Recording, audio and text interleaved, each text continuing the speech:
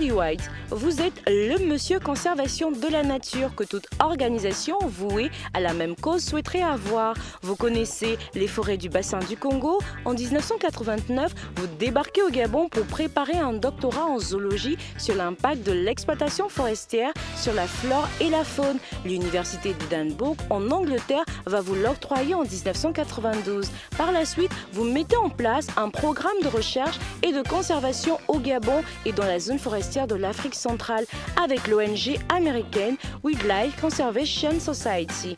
En l'absence de 10 ans, le Gabon est devenu le plus gros programme de WCS dans le monde avec 200 salariés et des dotations annuelles avoisinant les 3 milliards de francs CFA.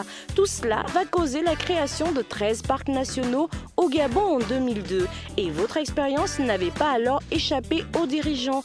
En 2009, vous êtes nommé secrétaire exécutif de l'Agence nationale des parcs nationaux, celle-là même qui gère les 13 parcs nationaux couvrant plus de 10% du territoire national. Vous y êtes resté pendant 10 années, au cours desquelles l'agence a pu lever environ 96 milliards de francs CFA auprès de plusieurs partenaires. En 2019, vous entrez au gouvernement sans en ressortir jusqu'à aujourd'hui. Vous êtes donc ministre des Eaux, des Forêts, de la Mer, de l'Environnement, chargé du plan climat et du plan d'affectation des terres. Face à vous avec professeur Lee White. Monsieur le ministre, s'il vous plaît. Bonjour. Bonsoir. Bonsoir, monsieur le ministre. Bienvenue sur le plateau de Face à vous. Merci. Bonsoir à tous. Bonsoir Marielle. Bonsoir. Toujours un plaisir de vous retrouver, Marielle. Un plaisir partagé. Alors, monsieur le ministre, en quelques mots, comment pourriez-vous résumer la Journée internationale de l'environnement au Gabon? On a passé en effet une semaine de l'environnement et on lance la décennie de la restauration. Donc, j'ai beaucoup parlé avec les enfants. J'ai même fait une mea culpa devant les enfants. Je les ai expliqué que c'est ma génération qui a pollué les océans. Il y a plus de plastique dans l'océan aujourd'hui que de poissons.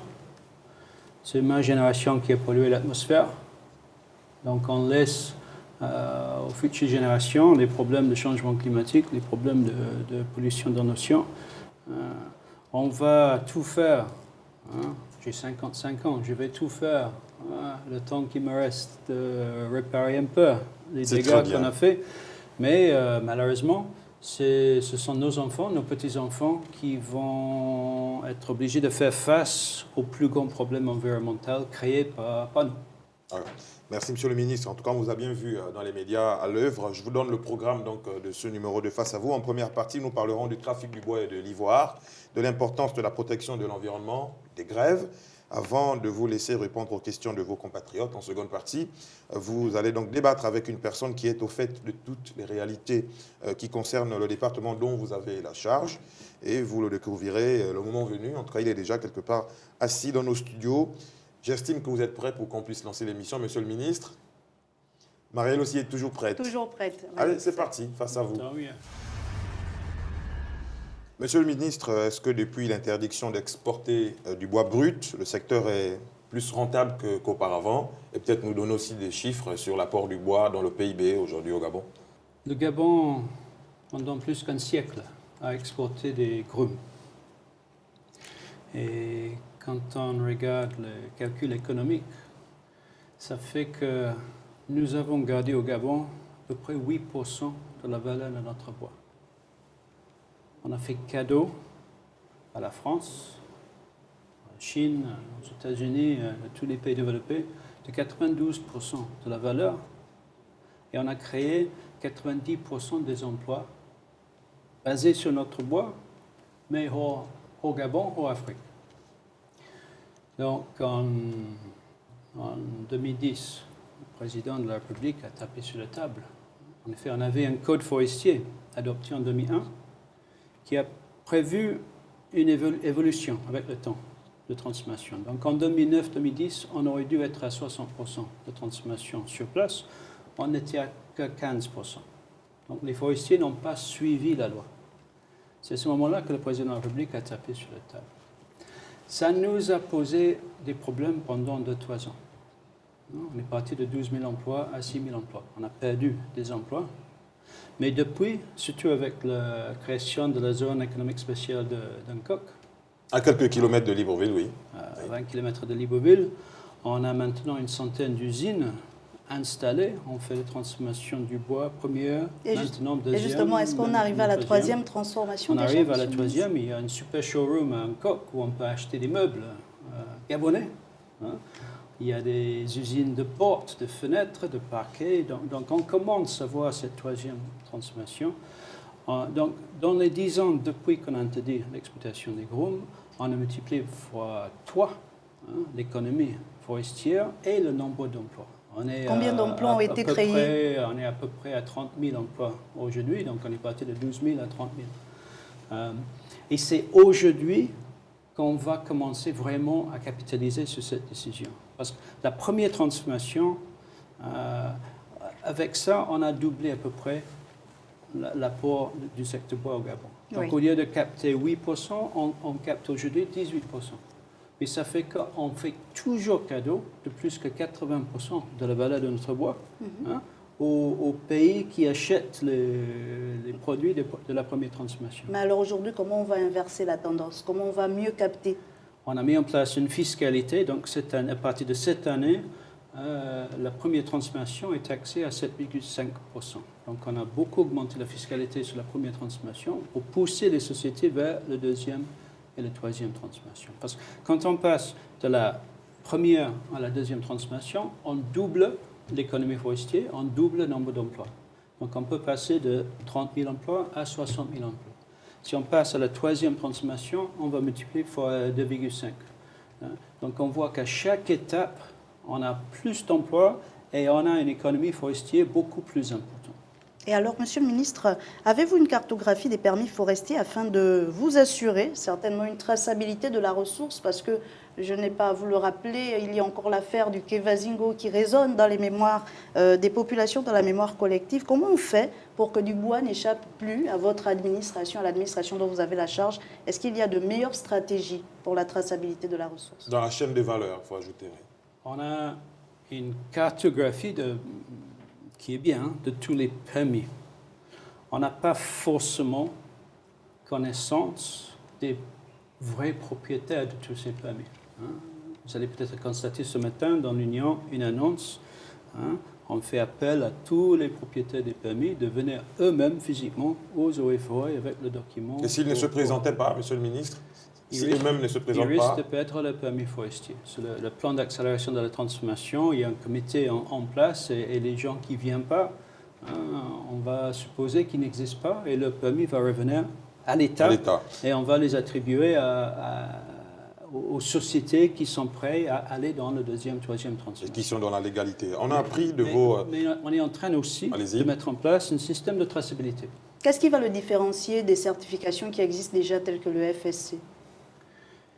FSC, c'est une évaluation de la bonne gestion de la forêt. Oui. Ce n'est pas un système de traçabilité. Donc, on a été critiqué il y a 2-3 ans. Au même temps qu'il y avait Kabazingo Gate, il y avait aussi ce qu'on appelait le commerce toxique.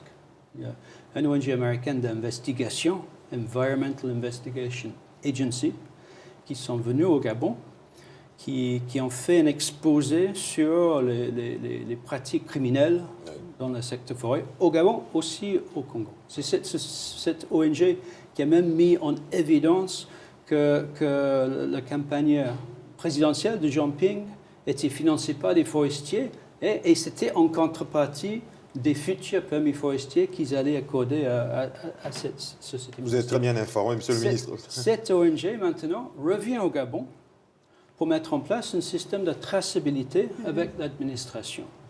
Donc, on va tracer les arbres, on va identifier les arbres debout dans les chantiers forestiers, on va fixer un code barre sur l'arbre vivant. C'est une révolution, ça. Une révolution complète. Et une fois abattu, on va suivre la bille quand ça monte sur le camion, quand ça arrive dans l'usine, à la sortie de l'usine. Donc, ce système de traçabilité actuellement en test sur une dizaine de chantiers Et j'espère bien, à partir de janvier 2022, ça va être appliqué partout au Gabon. Donc le système de traçabilité va faire recours donc, à la digitalisation en quelque sorte, c'est ce qu'on doit comprendre. Et ça va nous aider à veiller qu'on récupère tous les taxes et tous les impôts qui sont dus à l'administration. Parce qu'on a découvert cette année... Donc ça veut dire qu'il y aura un suivi de plusieurs administrations en plus du département des eaux et forêts. Le fait qu'on va informatiser tout ça, ça fait qu'on peut lier notre système avec la douane, les douanes, avec les impôts. On a découvert que l'année dernière, on n'a récupéré qu'un tiers des taxes de superficie.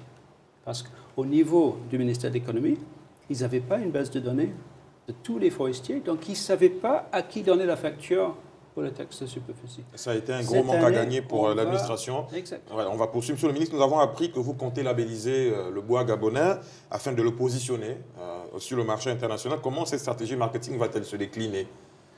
Il y a un fort lobby contre le bois tropical dans les pays développés. On dit que quand on achète du bois tropical, on promouvoit la déforestation, on promouvoit la destruction de la biodiversité et on promouvoit des abus sociaux. Donc, si notre bois n'a pas une label où on peut prouver que c'est légal, prouver que c'est positif pour le climat, qu'on maintient la forêt et on fait absorber de CO2, prouver que c'est bon pour la biodiversité et prouver qu'il n'y a pas eu des abus sociaux dans l'exploitation, dans 5-10 ans, il n'y aura plus de marché pour notre bois. Donc on est quasi obligé d'aller vers ça. Si on le fait, si on peut prouver qu'en achetant cette table qui vient du Gabon, vous avez contribué à la lutte contre les changements climatiques, vous avez contribué à préserver la biodiversité du bassin de Congo. Les gens vont pouvoir acheter avec confiance des produits faits dans le bois gabonais. Et donc, le bois du Gabon va être un label.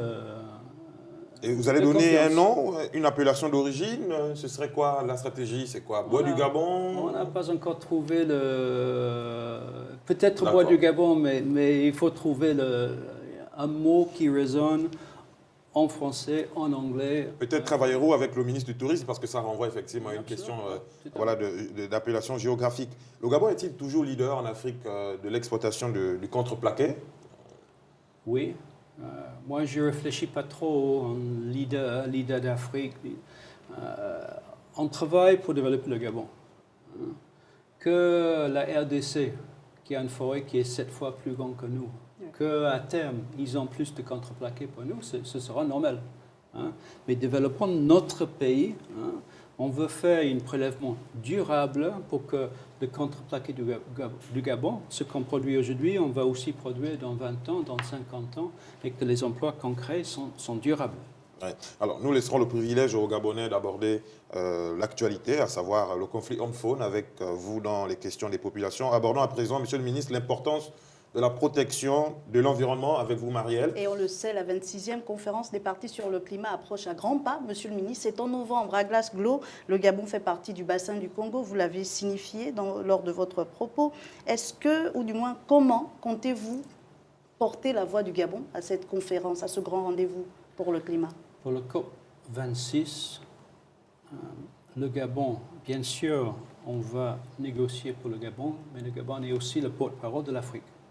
Nous préside actuellement le groupe africain des négociateurs. Donc nous avons un double rôle. Négocier pour le Gabon, négocier pour la prise en compte des forêts tropicales, négocier que les pays développés acceptent de financer l'adaptation, parce que nous sommes confrontés par exemple, le montée des eaux, le niveau de la mer va monter de 2 mètres sur le prochain siècle. 2 mètres. Ça veut dire que Sablières, on peut l'oublier. Port-Gentil, le point le plus haut, c'est à 2 mètres. Donc on sera obligé, sur le prochain siècle, de déplacer Port-Gentil. Ce sont des prévisions ou c'est réel? C'est scientifique, donc c'est des modélisations. Ça peut monter... Comme ça peut ne pas monter. 2 mètres, comme ça peut monter de 6 mètres. Et D'accord. comment, Mais ça va monter. et comment l'Afrique elle-même compte freiner cette montée des eaux-là? Parce qu'on attend certainement le financement des puissances telles que les puissances occidentales, mais est-ce qu'au niveau de l'Afrique, par rapport à cette initiative dont vous parlez, est-ce que l'Afrique elle-même se positionne? Le seul moyen de freiner ça, c'est de réduire les émissions de CO2. Donc, c'est de lutter contre les changements Et climatiques. justement, monsieur le ministre, il y a une réalité. Les plages gabonaises sont polluées, les poubelles à ciel ouvert débordent dans toutes les villes du pays. Comment expliquer que notre pays veuille garder une place prépondérante dans le concert des nations en matière de protection de l'environnement avec toutes ces réalités-là? On se dit, mais quel contraste! L'océan va monter de 2 mètres dans 2 siècles, mais au Gabon, voilà, la situation est telle que celle-ci. Mais aussi, monsieur le ministre, on assiste à la dégradation, j'y arrive, des mangroves. On le voit au Cap Esterias, dans le département des Timboué, dans le Goué maritime. Comment on fait pour empêcher que ces écosystèmes-là soient dégradés et pour lutter à notre façon à la baisse du niveau de la mer? Évidemment. Mais vous me bombardez avec les questions. D'abord sur le plastique. Il y a 2 problèmes. Premier problème, c'est un problème mondial. L'océan est devenu la poubelle de la planète. Donc, à Kinshasa, un citoyen jette ses poubelles dans la nature. Avec la pluie, ça rentre dans le fleuve Congo, ça arrive à la mer, et avec les courants qui remontent vers le nord, on reçoit au Gabon la poubelle de Kinshasa, de Pointe-Noire. Et vice-versa, c'est Et possible est-ce aussi. qu'il y a également la responsabilité Après, du notre Gabon? propre poubelle, on voit à chaque fois qu'il pleut fort à Libreville, si on regarde l'estuaire est plein de sachets plastiques, de bouteilles en plastique. Nos déchets vont partir vers le Cameroun et vers le Nigeria, vers le Ghana. Donc, on doit nettoyer chez nous. On doit mettre en place les systèmes de traitement des déchets. On doit sensibiliser les Gabonais à ne pas jeter dans la nature. Oui, mais à C'est force de ça. Et on doit sensibiliser, monsieur le réglementer- ministre, on ne voit pas forcément réglementer les... contre le plastique à utilisation unique. Donc, on a une loi qui vient de passer le Conseil des ministres, qui va être proposée à l'Assemblée nationale pour interdire enfin une les mesure plastiques- coercitive, donc qui va plastiques sanctionner. à utilisation unique. Ce sont des sanctions qui sont prévues. Voilà. Merci, monsieur Et le la ministre. destruction de la mangrove, Donc, monsieur sur la le destruction de la mangrove, il faut relativiser. Le Gabon, le petit Gabon, si je peux le dire comme ça, quand on regarde sur la carte de l'Afrique, nous avons 50% des mangroves protégées de la côte ouest de l'Afrique. Donc on fait beaucoup pour préserver le mangrove. On a des parcs de Pongara, d'Akanda, on a la zone de Baogoué. Il y a effectivement une pression à l'intérieur de Libreville, à l'intérieur de Port-Gentil. On perd quelques dizaines d'hectares de mangroves. On travaille avec les ONG pour replanter. Ce qui est génial avec les mangroves, c'est que c'est très facile à replanter. Mais c'est les problèmes d'urbanisme, c'est les problèmes des gens qui remblaient les mangroves pour construire. On doit être de plus en plus vigilant sur ces questions, parce que les mangroves... D'autant que nous sommes dans la décennie de la restauration, vous l'avez Oui, dit. mais aussi, les mangroves nous protègent des montées des eaux. Oui. Les mangroves nous protègent des inondations. Les mangroves sont la zone de reproduction de 70% Des ressources halieutiques. des poissons de mer. Dans l'estuaire, la zone la plus, on va dire, convoitée, c'est la zone nord, où tout le monde veut bâtir une habitation. Est-ce que ça veut dire que vous allez interdire la construction dans la zone nord, notamment dans les zones de la commune d'Angondjé, la commune d'Akanda, pardon? On ne va pas interdire la construction dans la zone Là où il y a nord. beaucoup plus de On mangroves. va interdire, mais c'est déjà interdit de construire dans les mangroves. Donc, Il y a beaucoup de chantiers de construction dans la zone, le quand domaine même, tout de maritime de l'État.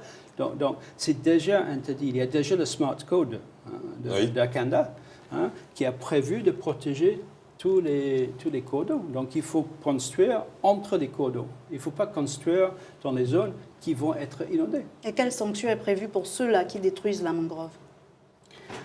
Il y a des sanctions, mais je pense qu'il faut d'abord sensibiliser et il faut mettre en place un vrai plan d'urbanisme pour amener les gens à mettre les maisons dans les bons endroits. Mais est-ce qu'il n'y a pas urgence, monsieur le ministre? Est-ce qu'on a le temps de sensibiliser encore, de mettre encore les plans, etc.?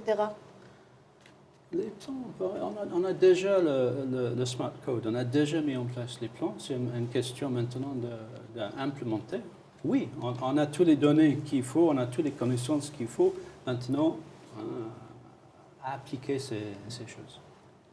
Sans transition, Monsieur le ministre, nous voici donc au troisième axe de notre échange. La grève et le dialogue social, un sujet d'actualité. Depuis le mois de février, le siège social du ministère des Eaux et Forêts est devenu une foire au tambour, un espace du spectacle vivant. C'est la grève, dur, Monsieur le ministre. Pourquoi ce mouvement d'humeur persiste-t-il? Je dirais qu'il y a une partie que je comprends bien. Depuis 2014, on a eu beaucoup de réformes dans les questions de salaire. On a tous vécu la prime d'incitation à la performance, la PIP.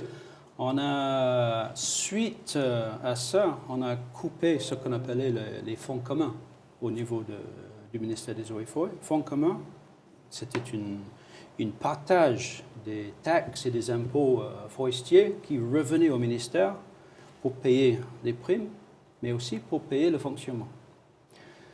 Quand on a supprimé ça, les conditions de travail des agents des eaux et forêts ont souffert. Nous avons des collègues sur le terrain. Par exemple, si on se retrouve chef de canton à Moulengue-Binza, à Mekambo, dans une zone isolée, on n'a pas de voiture, on n'a pas de budget de fonctionnement, on n'a pas de l'eau ou de l'électricité dans la maison, ça frustre, ça fragilise, hein? Ça ouvre même le voie à la corruption, parce qu'on est obligé presque d'aller demander du forestier du coin le carburant pour pouvoir bouger. Donc, le ministère des Eaux et Forêts a été, je dirais, négligé hein, pendant presque une décennie. Il faut rétablir les bonnes conditions de travail pour que les gens soient performants. Donc, de ce côté, je pense que, je ne sais pas si c'était nécessaire de faire la grève, mais il y a des réclamations qui sont tout à fait, je dirais, légitimes, justifiées. Ensuite, mes agents réclament le paiement d'une façon rétroactive de 28 milliards de primes. Des primes qui n'étaient pas inscrites dans la loi de finances, donc qui ne sont pas justifiées de façon juridique. Donc on est dans un petit bras de fer. On me dit tous les jours, il faut de l'argent, il faut 28 milliards de francs. Est-ce que vous leur avez dit que vous êtes dans l'incapacité de... primes? Bien sûr, on a un dialogue, oui. on discute. La grève, c'est une centaine des agents sur 1500. Donc le ministère fonctionne. Il y a beaucoup de gens qui sont sur le terrain, qui travaillent tous les jours, normalement. La grève, les grévistes, ils ont suspendu la grève, après ils ont relancé la grève, après suspendu, après relancé, sans jamais fait des préavis de 10 jours qu'il faut. Donc ils sont là, ils jouent le tam-tam. Et vous vous y habituez apparemment, Monsieur le ministre. Ça ne vous dérange plus d'entendre ce tam-tam tous les jours? Je me trouve dans mon bureau en train de... vous mimez. D'accord, Monsieur le ministre. Tout de suite, les questions des populations qui vous ont été adressées, vous allez y répondre et vous allez remarquer, vous allez revenir sur la question de la grève. Allez, on regarde les questions des populations. Je suis Monsieur Robert et voici ma question. Au troisième trimestre 2020, des engagements ont été pris par vous, ministre des Eaux et Forêts, par rapport à la situation que connaît vos agents.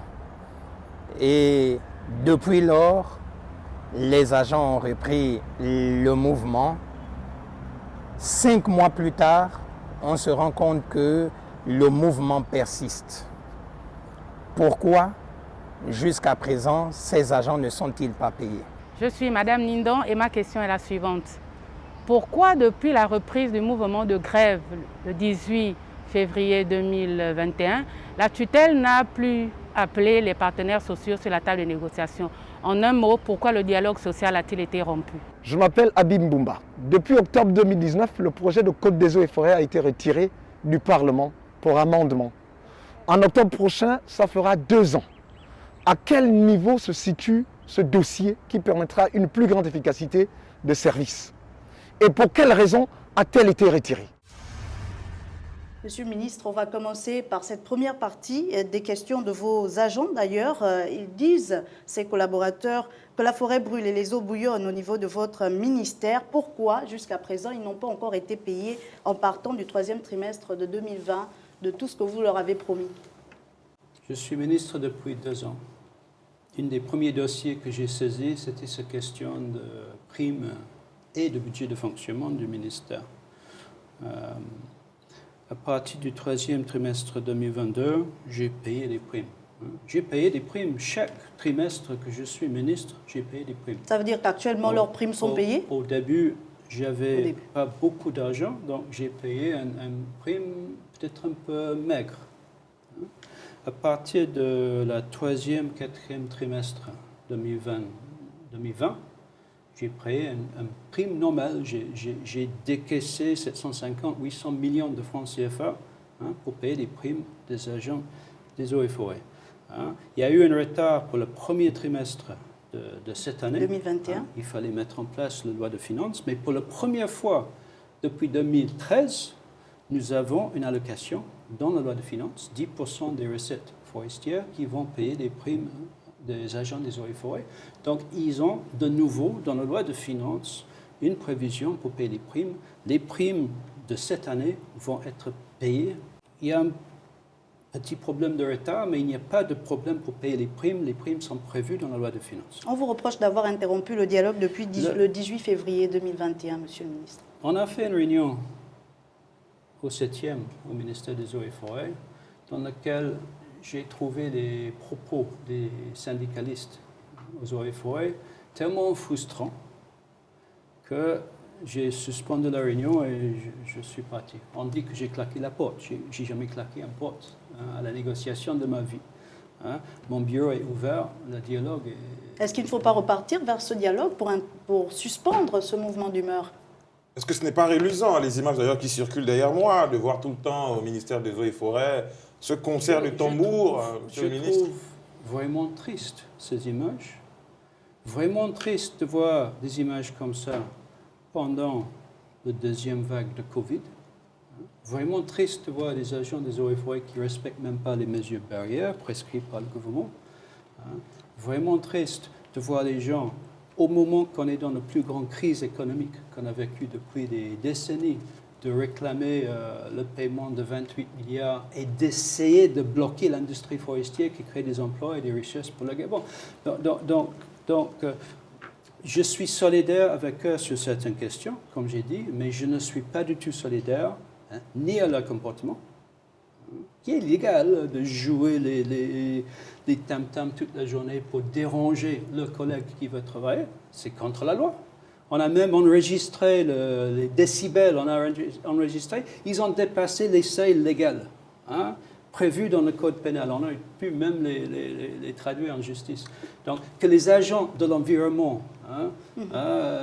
vont contre notre propre loi, je ne trouve pas digne. Donc, je veux bien un dialogue digne avec les gens qui sont sérieux et je fais tout pour convaincre mes collègues que les agents des eaux et forêts méritent des primes. Oui. Je fais tout Monsieur le ministre. pour expliquer aux membres du gouvernement qu'il faut améliorer les conditions de travail pour ces agents si on veut une administration performante qui est capable de résister les offres de corruption qui viennent du secteur forestier. Monsieur le ministre, à quel niveau se situe... Mais il faut un vrai dialogue. Il faut un vrai dialogue, pas un dialogue de sourds. Et c'est vous qui devez tendre la main à ces syndicalistes. À quel niveau se situe le projet de loi portant code des eaux et forêts? N'était pas du tout... La version qui a été soumise n'était pas en phase avec la vision du Gabon sur le développement de la forêt. Nous avons 2 grands défis au Gabon actuellement. Nous avons ce problème de changement climatique, mais un des résultats de ça, c'est que le marché de pétrole mondial va disparaître. On parle, depuis que je suis au Gabon, depuis 35 ans, on parle de l'après-pétrole au Gabon. On a toujours pensé que le pétrole devait finir. Mais ce n'est pas le pétrole qui va finir, c'est le marché de pétrole qui va disparaître à cause des changements climatiques. Donc, il faut remplacer le pétrole dans notre économie. En plus, on a 800 000 enfants à l'école.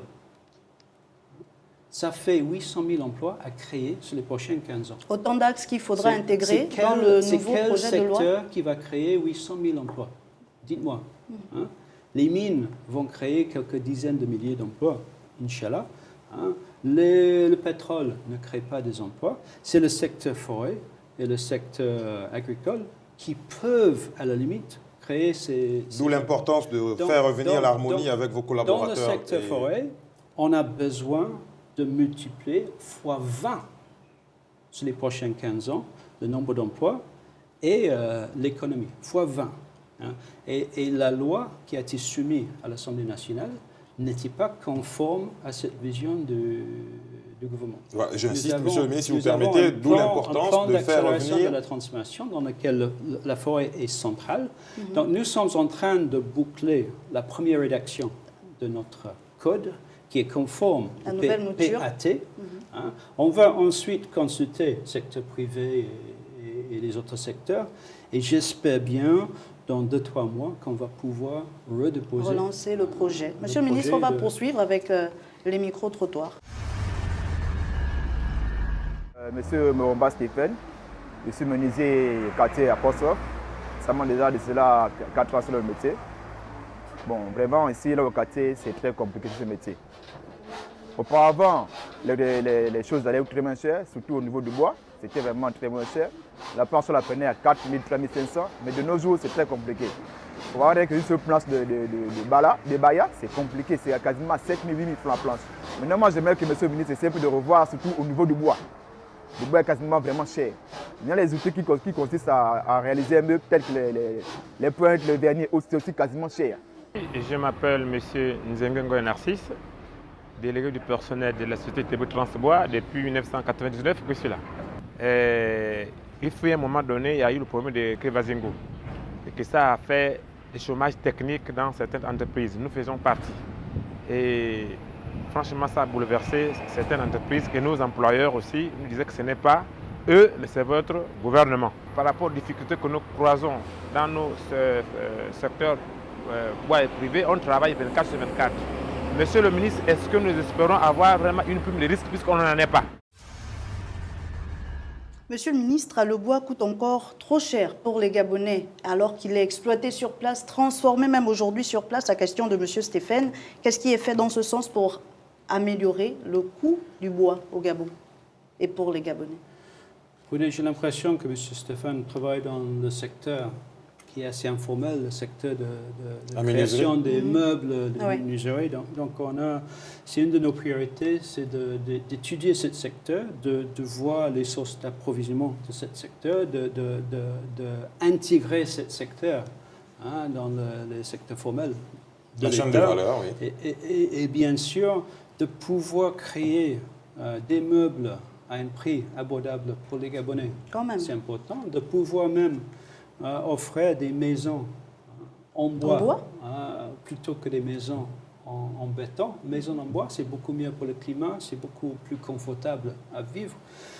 Donc on a une réflexion poussée au niveau de la Direction générale des industries pour voir comment veiller qu'on n'a pas besoin, je ne pense pas que ça c'est une table fabriquée au Gabon.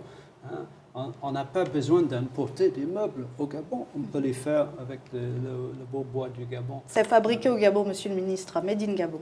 Very good. Alors, monsieur le ministre, monsieur Narcisse Nzengue, vous posez la question des primes de risque pour les agents évoluant dans le secteur privé. Et qu'en est-il de ces agents mis en chômage technique après les difficultés qu'avait entraîné l'affaire Kevazingo Gate? Je pense qu'il avait deux questions. C'était le Kevazingo Gate et le chômage, et ensuite la prime de risque. La prime de risque. Parce qu'il travaille 24 heures sur 24. Dans le secteur privé. Oui. Donc, sur la question de Kevazingo, beaucoup d'encre a coulé. On sait qu'il y a eu un laisser-aller dans le secteur forêt. Il y a eu une corruption et une exploitation légale qui est devenue globale. On a estimé des pertes à notre économie à 200 milliards de francs CFA par an. Et Kevazingo, c'était juste c'était une partie d'un problème beaucoup plus important.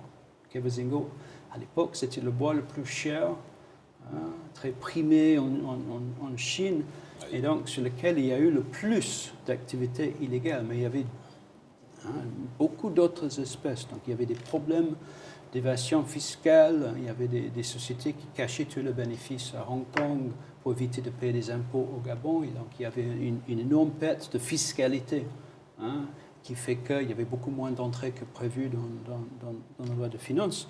Donc on est en train de mettre de l'ordre actuellement dans le secteur.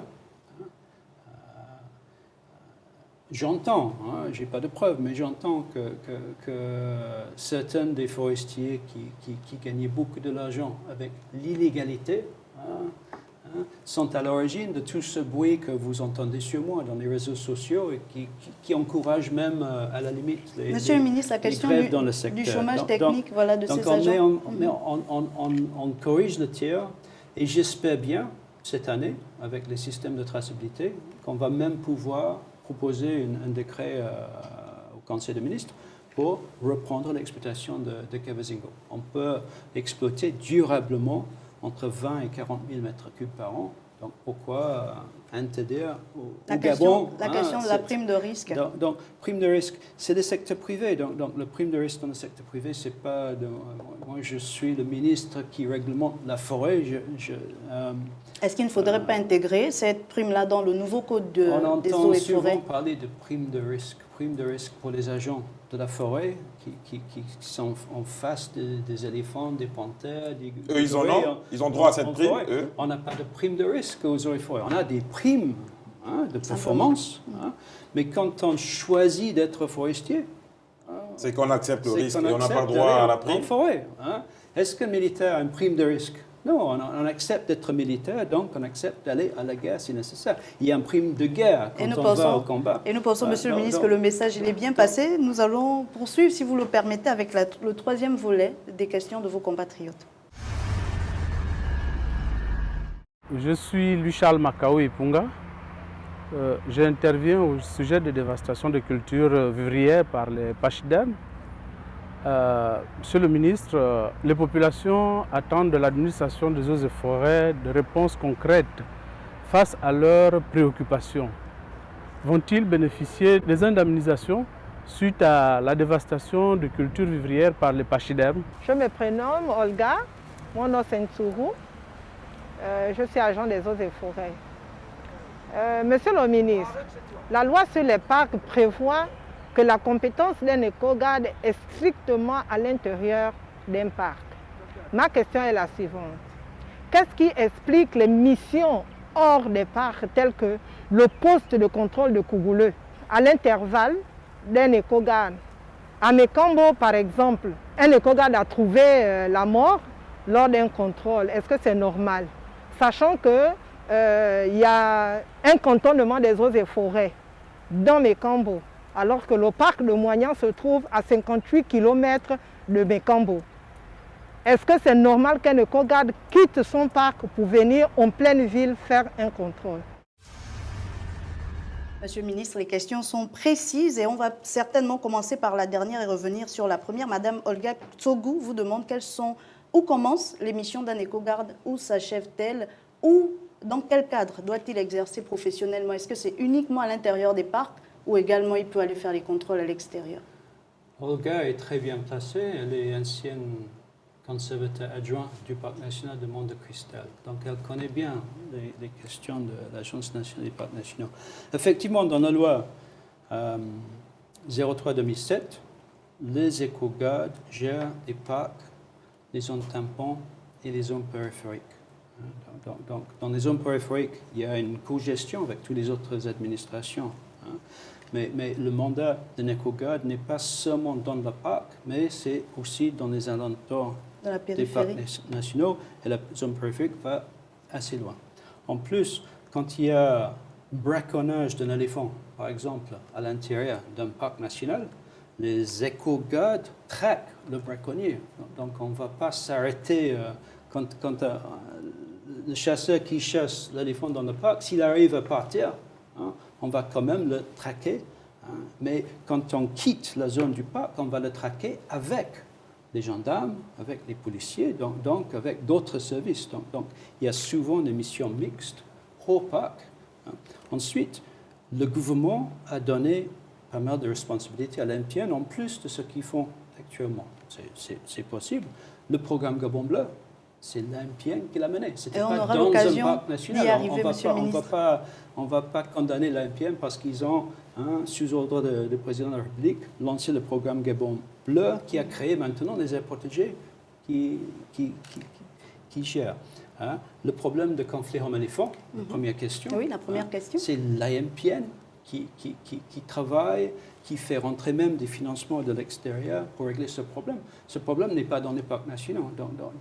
Mais le gouvernement a responsabilisé l'AMPN, parce que l'AMPN a une autonomie de gestion, donc une capacité de mobiliser des financements. Vous avez dit dans l'introduction de l'e-White qu'on a mobilisé beaucoup de l'argent pour la conservation de l'extérieur, toujours des dons, jamais des prêts, toujours des dons. Et donc, l'AMPN travaille avec la Direction générale de faune et des aires protégées, qui chapeaute cette question.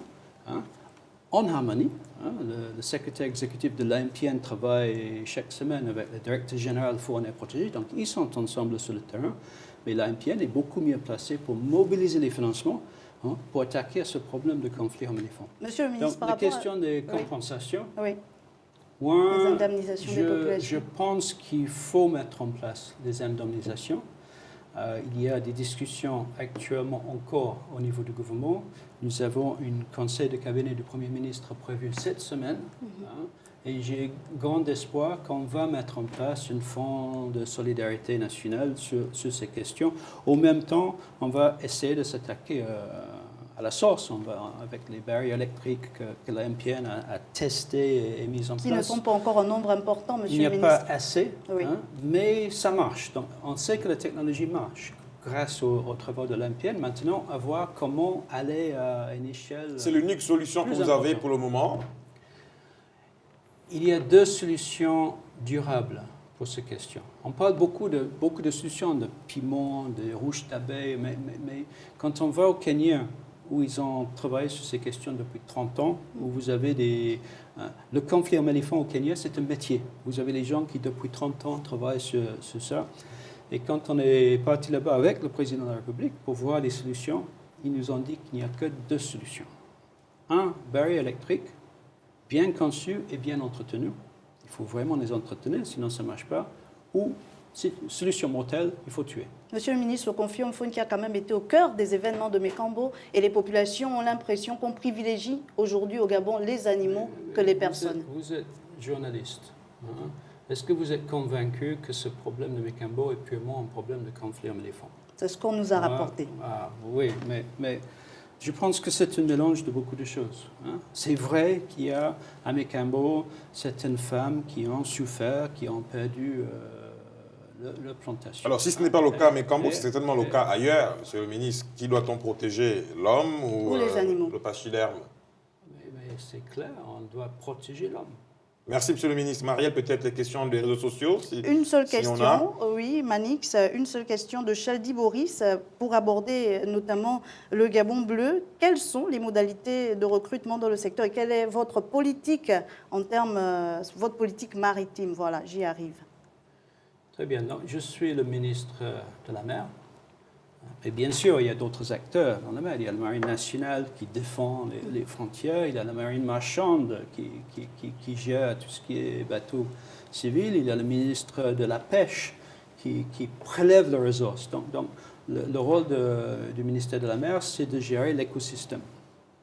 On a, avec la MPN, on a mis en place les aires protégées marines qui sont créées pour à la fois protéger, mais à la fois augmenter le prélèvement. C'est un peu paradoxal, mais en mer, quand on crée des aires protégées dans les zones de reproduction de poissons, on peut ensuite pêcher plus autour de ces aires protégées qu'on pêchait avant. Donc on a mis en place toute une stratégie de bonne gestion des ressources halieutiques. C'est le ministère de la mer qui gère les ressources et après, on donne un quota au ministre de la Pêche Exactement. qui lui va autoriser à pêcher. Donc, des emplois dans ce secteur sont dans plusieurs industries.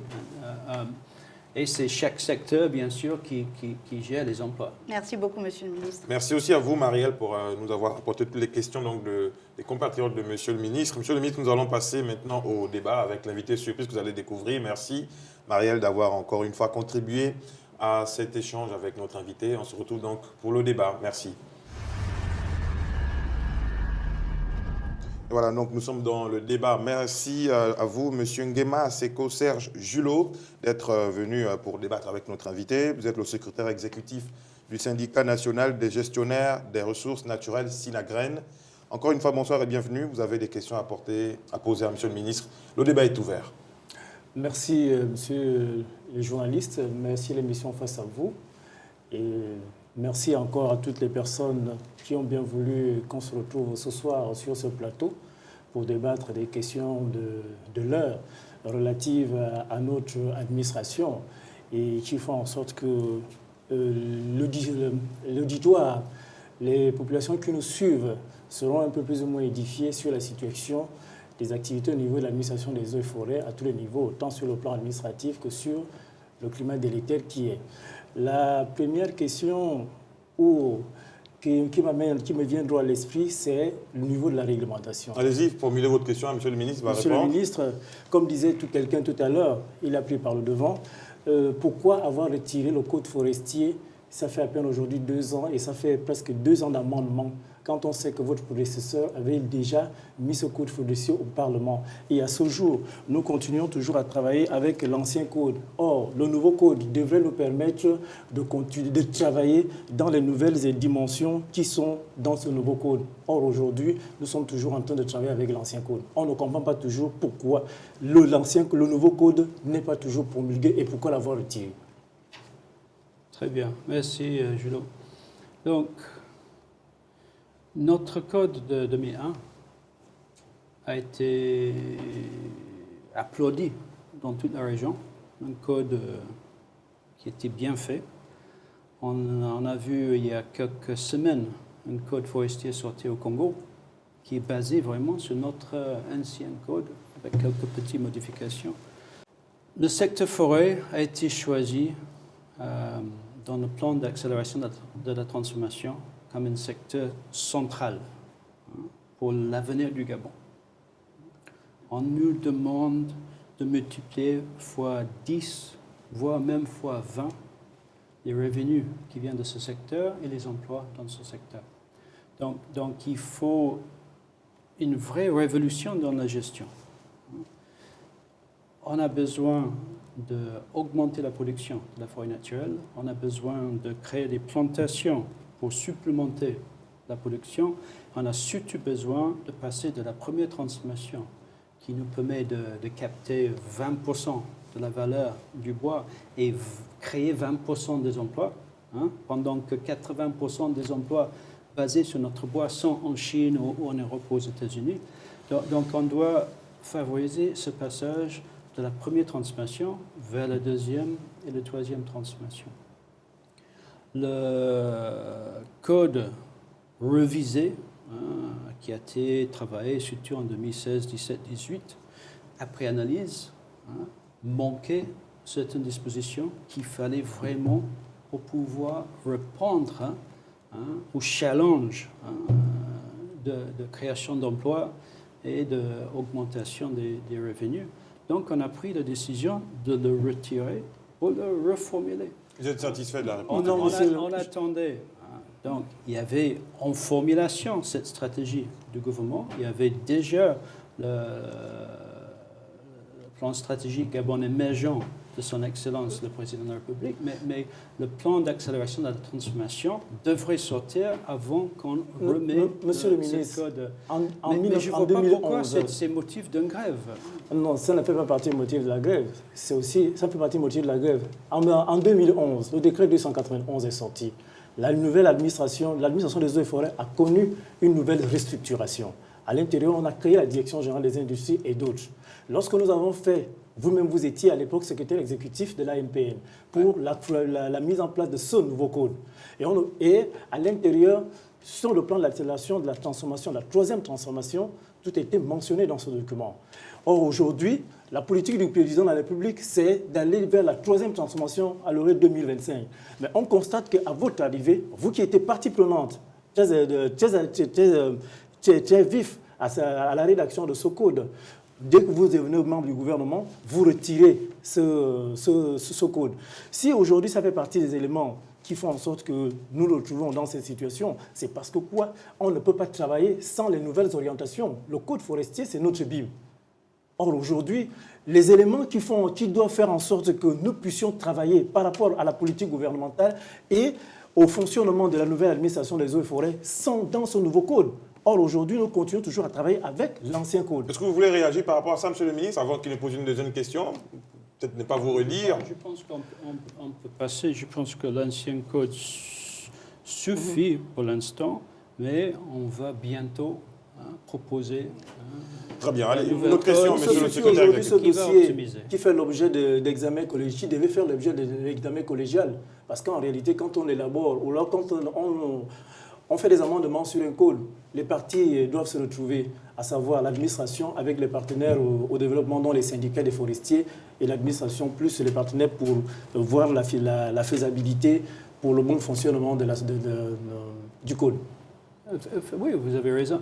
Donc, il y a les juristes actuellement qui travaillent là-dessus sur la base du plan accélération de la transformation qui nous donne les chiffres, vraiment le voie à suivre. On a des juristes des eaux et forêts, on a les juristes du secrétaire général du gouvernement. Une fois qu'ils ont fait la première ébauche, et moi-même je ne l'ai pas vu pour l'instant, une fois qu'on a la première ébauche, on va bien sûr le partager avec le secteur privé et avec les spécialistes. Monsieur le ministre, vous êtes d'accord avec moi qu'on est dans le principe de l'action et de la relance? Si le gouvernement veut bien que le secteur forêt aille vite pour la croissance et pour créer les 20 000 emplois dont vous parlez chaque jour, je pense qu'il ne devrait pas attendre 2 ans pour amender un code et pour mettre un code sur le marché. Parce que ce que nous déplorons aujourd'hui, le code minier ne met pas autant de temps au Parlement. Or, aujourd'hui, le code forestier a déjà fait 2 ans retiré et qui est en examen par les juristes du secrétaire général du gouvernement et les juristes des syndicats et les juristes de l'administration des eaux et forêts. Alors, monsieur le secrétaire exécutif le code minier va créer 10 000 emplois. Et le code forestier? Le code forestier va créer 500 000 emplois. 500 000 emplois. On doit vraiment se pencher sur ce code parce que c'est ce code qui va nous permettre, sur les prochains 15 ans, de voir ce secteur Ces 500 arriver 000 emplois au sont-ils potentiel. réalistes du moment où le code n'est pas encore réaliste ou irréaliste? Ça fait 2 ans que le code est retiré de l'Assemblée nationale, du Parlement en général, pour qu'il soit effectif pour la mise en place des orientations gouvernementales. Si le code n'est pas sorti, est-ce que l'État peut créer les 500 000 emplois qui doivent revenir au secteur forêt-bois? Est-ce que le code a empêché un coq d'ouvrir 100 usines? Est-ce que le code empêche à G16 d'investir vous savez très bien que la situation dans le coq est très complexe par rapport à la réalité fonctionnelle du code forestier. Vous avez une seule préoccupation sur le code forestier, apparemment, monsieur le secrétaire exécutif du SINAGREN. Non, le code forestier, c'est notre Bible. Et en tant qu'agent des eaux et forêts, je ne peux pas bien travailler si je n'ai pas... Je ne disconviens pas, mais compte tenu du temps, peut-être que vous pouvez aussi aborder d'autres questions. D'autres questions. Qui préoccupent vos adhérents. La question qui préoccupe nos adhérents, c'est le fonctionnement, la situation. On constate qu'il y a chevauchement entre l'ANPN et l'administration des eaux et forêts. Adressez-vous au ministre. Oui, je m'adresse au ministre. Il y a chevauchement entre l'ANPN et l'administration des eaux et forêts. Alors, je vais vous aider. Pourquoi, monsieur le ministre va répondre. Voilà. L'ANPN, on se rend compte aujourd'hui, depuis ses anciennes fonctions de secrétaire exécutif jusqu'à présent, a plus d'impact dans la résolution des attributs par rapport aux attributs relatifs à l'administration des eaux et forêts. C'est entendu, je pense, par le ministre, peut-être qu'il va y répondre. Monsieur le ministre, par rapport au chevauchement entre l'ANPN et autres. L'ANPN, c'est une agence. Le président de la République a mis en place des agences au Gabon pour exécuter la politique. Donc, le ministère crée la politique, l'Agence nationale des parcs nationaux. Il y a aussi l'Agence nationale de filière bois aux eaux et forêts. Ces 2 agences sont là pour implémenter cette politique. L'ANPN, sa mission primordiale, c'est gérer des parcs des zones tampons et des zones périphériques des parcs nationaux. Parcs nationaux, ils ont un mandat d'exécution, mais ils ont toujours une tutelle qui est la Direction générale de faune et des aires protégées. Donc, ils ont une tutelle au ministère des Eaux et Forêts. Ils exécutent notre politique sur les parcs nationaux à l'intérieur des parcs. Dans les zones tampons, il y a des permis forestiers, des permis miniers, il y a des villages. Donc, ils exécutent en collaboration avec toutes les autres administrations. Même chose, zone périphérique, il y a même plus de partenaires là-dedans. C'est vrai que le gouvernement a donné instruction à la MPN de s'occuper de quelques projets spéciaux. Par exemple, le Gabon bleu, par exemple, le conflit homme-éléphant. Mais le conflit homme-éléphant, le secrétaire exécutif de l'Agence nationale des parcs nationaux est dans le bureau du DGFAP tous les 2-3 jours sur ces questions. Ce n'est pas que la MPN le gère seul. La MPN fait ses actions sous la supervision du ministère des Eaux et Forêts. Quand j'étais secrétaire exécutif de l'Agence nationale des parcs nationaux, je travaillais avec les ministres des Eaux et Forêts, mais j'avais également une tutelle administrative de la présidence de la République. Donc, la tutelle administrative a donné certaines missions à la MPN, mais les ministres, ils étaient à 100% au courant de ça. Il n'y a aucun problème entre une agence qui exécute et un ministère qui fait la politique. Poursuivez le débat. Oui, il y a une autre question me vient tout droit à l'esprit. Depuis environ près de 6 mois, les pointes d'ivoire ont été saisies au Cameroun, scellées et estampillées ANPN. Comment comprendre qu'à ce jour, il n'y a jamais eu de poursuite ou de mandat ou de plainte? Est-ce que l'ANPN n'est pas au centre d'un trafic de points d'ivoire? L'ANPN, avec la Direction générale faune et protégée, gère le stock national de l'ivoire au Gabon. Mais comment expliquer que les points d'ivoire se sont saisis au Cameroun, il y a un stock. Estampillés à ANPN, l'ANPN a un clé. Et que l'administration n'a jamais porté plainte? J'y arrive. L'ANPN a un clé et la DGFAP a l'autre clé. Donc l'ANPN ne peut pas rentrer là-dedans. Il y a des caméras qui filment en permanence. Il y a une base de données électronique qui suit tous ces ivoires. Les ivoires qui ont été retrouvés au Cameroun ont été effectivement marqués par l'ANPN et le ministère des Eaux et Forêts. Ils ont été déposés à la tribunal de Libreville parce que c'était les pièces à conviction. Ils ont disparu du tribunal. Ils n'ont pas disparu du stock de l'ivoire qui est géré par, en effet, par le DGFAP avec le soutien de l'ANPN. Vous, première autorité d'administration des eaux et forêts, comment expliquer que les points d'ivoire puissent disparaître? Il y a une enquête encore. On travaille avec le procureur de la République sur ces questions de fuite de l'ivoire, mais la fuite n'était pas du stock géré par le ministère des Eaux et Forêts avec l'ANPN. La fuite, c'était malheureusement du tribunal. Monsieur le ministre, une autre question qui vient toujours. Les populations rurales, sur le plan de terre, quelle est leur importance dans 10 ans? La place des populations rurales sur le plan d'affectation des terres? La place des populations rurales est primordiale pour 2 raisons. Si on va créer les 800 000 emplois qu'on a besoin de créer pour les 800 000 enfants gabonais qui sont à l'école aujourd'hui, c'est les secteurs forêt et agriculture qui vont créer ces emplois. Le secteur mine, ça peut être très important dans l'économie, mais ça ne va jamais créer beaucoup d'emplois comme le secteur pétrolier. Donc, pour le plan national d'affectation de terre, on est en train actuellement de lancer, comme tu sais, la cartographie participative de tous les villages du Gabon. Tous les 2600 villages ont fait la cartographie participative avec les équipes ministères, ANPN et IRET.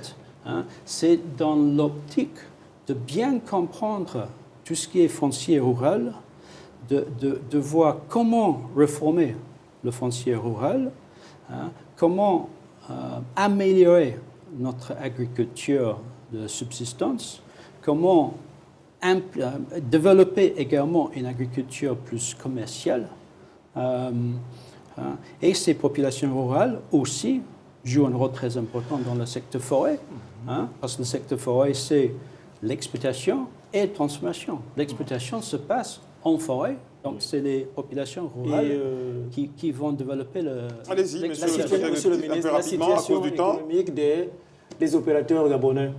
Car aujourd'hui, tous les opérateurs gabonais du secteur forêt, ils ne se retrouvent plus avec la ressource. Ce sera peut-être votre dernière question. Le climat social. Celle-ci maintenant, oui. Il y avait malheureusement un problème qu'on a dénommé Kabazingo Gate, hein, Kabazingo Gate, hein, dans lequel il y a eu énormément d'exploitations forestières illicites. Il y avait tout un trafic sur les bois abandonnés. Hein. Il y avait il y a des forestiers gabonais qui sont dans le permis et qui travaillent. Il y a d'autres forestiers gabonais qui étaient malheureusement impliqués dans des activités illicites, qui sont aujourd'hui obligés d'adapter le modus operandi parce qu'on ne peut pas tolérer de détruire la forêt avec une exploitation non conforme à notre code forestier. Monsieur le ministre, nous entrons dans le vif du sujet de l'autre deuxième volet, le climat social au niveau du ministère. Et ça fait aujourd'hui 6 mois. Le 1er septembre, nous avons été bombardés, le syndicat des eaux et forêts. Le 2e, nous avons signé un protocole d'accord. Et ce protocole d'accord n'a jamais accouché d'une souris. Le 17 février, après moult relances, malheureusement, jusqu'à ce jour, il n'y a pas de satisfaction. Vous, en tant que ministre des eaux et forêts, j'ai suivi des questions, des interrogations de mes collègues tout à l'heure, et les déclarations aussi des journalistes qui disaient que est-ce que ce bruit-là ne vous dérange pas? Quand même vous voulez faire développer le secteur forêt, est-ce que vous allez faire développer le secteur forêt avec des gens qui viennent de l'extérieur ou bien avec des éléphants ou bien le personnel de l'administration des eaux et forêts? Quels sont nos points de désaccord? Les points de désaccord, vous les connaissez, ils sont mentionnés dans le protocole. Oui, mais pour les... Voilà. Vous savez très bien que dans le protocole, il y a 4 points qui sont mentionnés. Premièrement, le paiement des arriérés de primes, les 27 trimestres, le retour des fonds communs. 28 milliards. 28 milliards, si on arrondit par excès. 27 milliards, 875 millions de primes impayées. Nous avons le retour des fonds communs. Nous avons le paiement du DIRIB. Nous avons le principe de la cumulalité. Nous avons les états généraux et nous avons le bien-être, les conditions de travail des agents des eaux et forêts. Tels sont les camps. Mais malheureusement, nous avons constaté qu'avant qu'on ne retrouve sur cette grève, nous avons écrit à plusieurs reprises des préavis de grève qui sont restés lettres mortes jusqu'à ce que nous avons repris la grève le 17 février et jusqu'à ce jour. Comme vous savez, pour les 28 milliards que vous réclamez, je fais une analyse juridique pour voir si c'est juridiquement possible. Et j'ai toujours dit que pendant la deuxième vague de Covid, ce n'était pas digne de faire une grève sur un problème économique. C'est mon point de vue. Sur les questions... Monsieur le ministre, la grève n'a pas été lancée pendant la période de la seconde vague du Covid. C'était lancé pendant la première vague, oui. Donc, sur la question et nous étions encore dit que de septembre à décembre, nous serions dans le respect du protocole. Sur la question des primes... Et jusqu'en décembre, ça n'a pas été fait. Pour la première fois depuis 2013, vous avez dans la loi de finances des primes. C'est quelque chose de gagnant. C'est quelque chose de gagnant, oui. A remis, maintenant, il y a 10% de tous les recettes forestières qui revient au ministère des Eaux et Forêts. Et dans la loi de finances rectificative, on risque d'avoir un peu plus de bonnes nouvelles, je pense. Oui, monsieur le ministre, ça c'est entre ce qui est fait et ce qui est dit. L'agent des eaux et forêts, lui, il voit l'argent dans les reçus tous les jours, dans les quittances. C'est une chaîne. Les quittances de quoi, monsieur le secrétaire? Les quittances des règlements. Les règlements de contentieux, les infractions. Nous avons, conformément à l'article 285 du Code forestier et 162, les agents doivent bénéficier des primes par les amendes transactionnelles et la fiscalité. Vous parlez donc des sources de financement pour pouvoir payer les primes, monsieur le ministre. Et aujourd'hui, depuis toujours, pas aujourd'hui, depuis toujours, les amendes transactionnelles sont payées par les opérateurs, quelle que soit leur nature. Donc il y a un système de graduation des infractions. Alors, où réside donc l'incompréhension par rapport à cela? L'incompréhension se retrouve que tout cet argent qui est payé par les opérateurs, et plus la fiscalité, et nous les agents qui voyons tout cela tous les jours, nous n'avons pas le retour. Donc nous ne sommes pas satisfaits, on n'est pas payé. Par exemple, à ce jour, nous sommes déjà au deuxième trimestre 2021. Et dans le protocole, il est bien mentionné que nous aurions et la prime, donc toutes ces primes-là, à partir du premier trimestre 2021. Et là, nous sommes en fin d'exercice du deuxième trimestre 2021. Et donc, vous voyez qu'à l'intérieur du protocole, rien n'est respecté. Ni le principe de l'accumulabilité, ni les effets collatéraux pour permettre à ce que les agents soient satisfaits. Monsieur le ministre, peut-être une réaction par rapport à l'inconfort donc, de monsieur le secrétaire exécutif du SINAGREN? Comme j'ai dit, hein, en 2013, ces primes ont disparu de la loi des finances. En 2014. En 2021, on voit de nouveau ces primes dans la loi des finances. Donc le gouvernement a pris acte. Hein. Je me suis battu pour ça et je me bats tous les jours pour améliorer les conditions de travail de mes agents sur le terrain. Donc il y a des raisons d'espérer, monsieur le secrétaire exécutif. J'ai du mal à dire qu'il y a des raisons d'espérer. Parce que quand le ministre dit qu'en 2013, ça a été suspendu, mais entre 2013 et 2021, aujourd'hui, l'administration des eaux et forêts a toujours effectué les opérations de fiscalité et d'amende transactionnelle. Il nous reste quelques 3 minutes. A toujours fait tout le travail régalien qu'il y est. Mais malheureusement, l'agent qui doit bénéficier de ces primes et de travailler dans de bonnes conditions ne jouit pas. Ce que vous constatez tous les jours, c'est que les agents des eaux et forêts sont corrompus. Monsieur le ministre va annoncer que dans la loi de finances, il y a un retour donc de cet article. Vous savez combien des éléments qui sont mentionnés dans la loi de finances et qui ne sont pas respectés? Ça veut dire que ça ne nous rassure pas, bien que mentionné dans la loi de finances. Est-ce que tout ce qui est mentionné dans la loi de finances comme budget est exécuté en fin d'exercice? Depuis pratiquement près de 10 ans aujourd'hui, tous les jours, on vous dit la loi de finances a voté tant. Mais ils sont là. Ils n'arrivent même pas à effectuer un décaissement de près de 30% sur leur budget. Alors, monsieur le ministre, est-ce qu'à court, moyen ou long terme, on aura la possibilité donc, de régler donc, le problème de la grève, peut-être le paiement de certaines primes? Comment est-ce que vous voyez la chose à court, moyen terme? Il y a un petit retard cette année dans la mise en œuvre de la loi de finances. C'est souvent le cas. On sait bien que la loi de finances est votée, mais il y a toute une série de procédures. Donc, en général, c'est à partir de mars-avril qu'on commence vraiment à exécuter. Donc, on est en attente. On a signé un arrêté avec le ministre du Budget et le ministre de l'Économie pour que ces 10% viennent sur notre compte à l'agence comptable. Et j'espère bien, dans les prochaines semaines, que je vais payer le premier et très rapidement le deuxième semestre. Merci. Mais on a bien payé les primes des 2 derniers trimestres de 2020 à un niveau qui était acceptable. Et je me suis engagé de me battre à la fois pour les primes, mais à la fois pour les conditions de travail. Le travail des et agents. On voit dans la loi de finances, bien sûr, il faut le dépenser, mais dans la loi de finances, on voit qu'il y a 1 milliard cette année pour les voitures. Ça fait encore 6-7 ans qu'on n'a jamais vu l'investissement dans les voitures. Donc on voit que le gouvernement commence à investir. À nous maintenant d'augmenter les recettes de notre secteur. Mais nous avons toujours augmenté les recettes, Voilà. Non, depuis 10 ans, les recettes ont baissé. C'est juste maintenant, les derniers 2-3 ans, que ça commence à repartir. Et donc, à nous de maintenir cette l'activité de l'administration des on est arrivé à la fin donc, du débat. Pendant la période du Covid. Donc, si vous dites aujourd'hui que l'activité... Comme tous les secteurs. D'accord. Merci beaucoup, messieurs, d'avoir alimenté ce débat de part et d'autre. Merci, monsieur le ministre. Je vais vous donner la parole une dernière fois. Face caméra, vous allez vous adresser à vos compatriotes pour résumer peut-être votre passage ici et peut-être faire des annonces. C'est vous qui voyez. Vous avez 30 secondes, monsieur le ministre, pour vous adresser à vos compatriotes. Très bien. Comme on a dit pendant le débat, le secteur forêt joue un rôle très important à la fois dans l'équilibre de l'environnement au Gabon, mais dans l'équilibre économique. C'est un secteur de l'avenir. On peut développer durablement le secteur forêt pour créer des richesses et pour créer des emplois. On peut également, sur les parcs nationaux, développer le secteur de l'écotourisme, Donc c'est vraiment un secteur de l'avenir.